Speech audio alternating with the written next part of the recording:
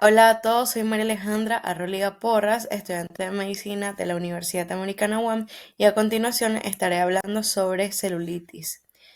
Esta es una infección bacteriana de la piel muy común. En Estados Unidos se reportan más de 14 millones de casos al año, lo que genera un gran impacto en la salud pública. Alrededor de 3.7 mil millones de dólares en gastos ambulatorios y más de 650.000 hospitalizaciones. Clínicamente, la celulitis se presenta como una zona caliente, roja, dolorosa y mal delimitada, que compromete la dermis profunda y el tejido subcutáneo. Cabe destacar que esta no suele hacer abscesos ni secreciones purulentas. Los principales agentes etiológicos son los estreptococos beta hemolíticos, especialmente el Streptococcus pyogenes, y en segundo lugar tenemos al Staphylococcus aureus, el cual es sensible a la meticilina. En pacientes con factores de riesgo como inmunosupresión, diabetes y mordeduras pueden involucrarse otros microorganismos.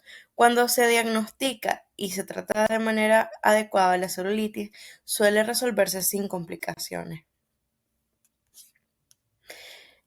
La piel normalmente actúa como una barrera que evita los microorganismos, que evitan que penetren hacia las capas profundas. Cuando esta barrera se rompe, ya sea por traumatismo, incisiones o punciones, las bacterias pueden entrar en la dermis y en el tejido subcutáneo, desencadenando una infección aguda. El agente causal más frecuente sigue siendo el estreptococo beta hemolítico del grupo A. Existen además factores de riesgo importantes que predisponen a la celulitis, como lo es la diabetes, la insuficiencia venosa, la enfermedad arterial periférica, que alteran el drenaje linfático y favorecen a la invasión bacteriana. Con respecto a la epidemiología, tenemos de que esta afecta principalmente a adultos de mediana edad y a adultos mayores. No existe una diferencia marcada entre hombres y mujeres y la incidencia estimada es de aproximadamente 50 casos por cada 1.000 pacientes al año, lo que demuestra que es una infección muy frecuente. Con respecto a la fisiopatología, para explicarla brevemente, tenemos de que los signos clásicos de la celulitis es el eritema, el calor, el edema y el dolor. Son consecuencias de la respuesta inflamatoria que ocurre cuando las bacterias invaden a la epidermis. Entonces, las citocinas y los neutrófilos migran al sitio de la infección y esta activación provoca proliferación de los queratinocitos y también liberación de péptidos antimicrobianos. En el caso del Streptococcus pyogenes, su virulencia puede aumentar gracias a exotoxinas pirogénicas y también superantígenos que predisponen a cuadros más severos e invasivos. Hablando un poco sobre las manifestaciones clínicas, se dice que los pacientes suelen presentar una zona roja, caliente, mal delimitada, con dolor y edema, y que también pueden tener síntomas sistémicos como malestar general, fatiga y fiebre. En la anamnesis siempre debemos preguntar por traumatismos previos, viajes, picaduras, uso de drogas intravenosas o cualquier lesión previa en la piel. Cabe destacar que se debe inspeccionar cuidadosamente la piel, delimitar pues la zona afectada, palpar buscando fluctuaciones que sugieran abscesos y evaluar también si existe piel de naranja, vesículas, ampollas o linfadenopatías. La celulitis siempre, bueno, casi siempre es unilateral y afecta con mayor frecuencia las extremidades inferiores. En esta es fundamental revisar entre los dedos. Acá vamos a buscar fisuras.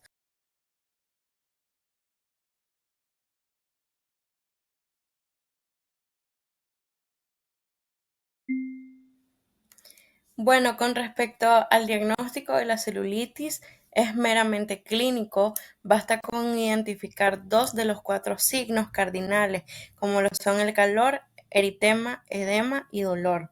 La lesión suele ser unilateral y de progresión local. La evaluación debe incluir una búsqueda activa de la puerta de entrada, como microabrasiones, heridas o área interdigital afectada.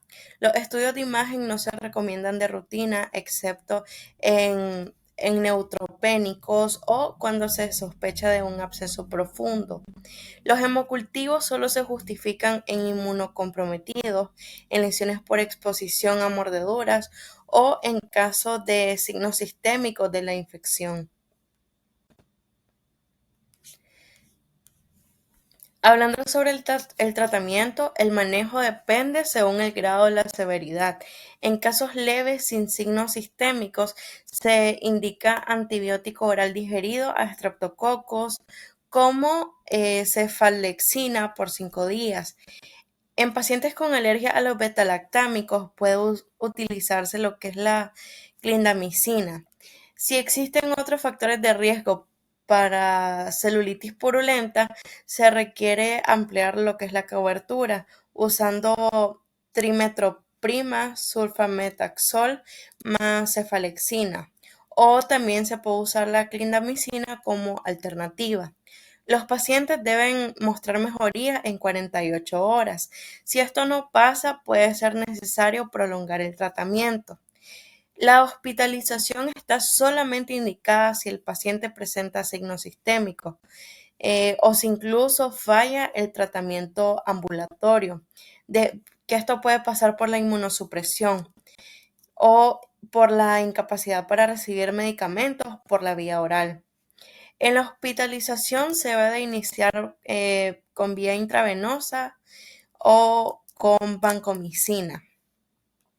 En inmunodeprimidos puede ser necesaria una terapia más amplia, como lo es la vancomicina más piperacilina, tazobactam.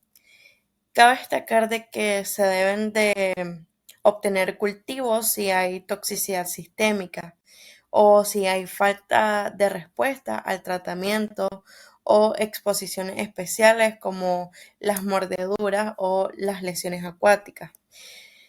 Finalmente, en casos de edema significativo, se debe tratar la causa subyacente y mantener la extremidad afectada elevada. Acá les puse un caso clínico sobre celulitis. Bueno, este caso es de una mujer inmunocompetente de 43 años que tiene antecedentes de insuficiencia cardíaca congestiva, enfermedad renal crónica y que acudió a urgencias por presentar tos, disnea y especialmente un dolor intenso, eritema y edema en su extremidad inferior derecha. A su llegada, la paciente mostraba dolor severo y taquipnea, pero sin uso de los músculos accesorios. Presentaba estertores basales sin soplos cardíacos ni hallazgos abdominales. Lo más llamativo era su extremidad inferior derecha, con un eritema irregular, muy doloroso al tacto, que rodeaba la pierna del malleolo hasta la rodilla. Los laboratorios mostraron leucocitosis y acidosis láctica. La paciente cumplía con criterios de la respuesta inflamatoria sistémica, por lo cual se ingresó con sospecha de celulitis complicada. Al primer ingreso se inició con clindamicina y ceftriaxona. Sin embargo, tras 5 días la celulitis empeoró. Se cambió a lo que es la clindamicina por vancomicina, pero aún así, después de 10 días totales de antibióticos, no hubo mejoría clínica. Una resonancia descartó la osteomielitis y abscesos. Entonces se solicitó biopsia de piel y cultivos, incluyendo bacterias, hongos y VAR. Los primeros resultados fueron negativos. Posteriormente, por reacción medicamentosa, se suspendió la piperacilina. Tras 17 días de hospitalización sin mejoría clara, la paciente fue dada de alta con diagnóstico provisional de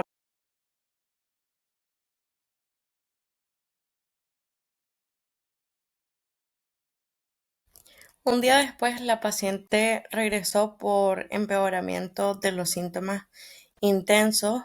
Las lesiones progresaban hacia el muslo y el dolor aumentaba. Se consultó nuevamente con infectología y mientras esperaba el reporte oficial del laboratorio, una llamada telefónica confirmó algo crucial, que la tinción de Barr había dado positiva. Ante este hallazgo se inició tratamiento dirigido a las microbacterias atípicas con claritromicina y doxicilina. El cuantiferón fue negativo y descartaron Mycobacterium tuberculosis. Llamativamente, a los pocos días de iniciar con la claritromicina, la paciente mejoró por primera vez, disminuyó el dolor y el eritema. Finalmente, el cultivo confirmó que había sido causado por Mycobacterium chelonae, una micobacteria no tuberculosa de crecimiento rápido. La paciente continuó el tratamiento ambulatorio de 3 a 6 meses y en controles posteriores pues hubo resolución progresiva de la celulitis y esta resolución la observamos acá. Luego de 5 semanas después de su tercer y último alta. Esta es mi bibliografía y eso es todo.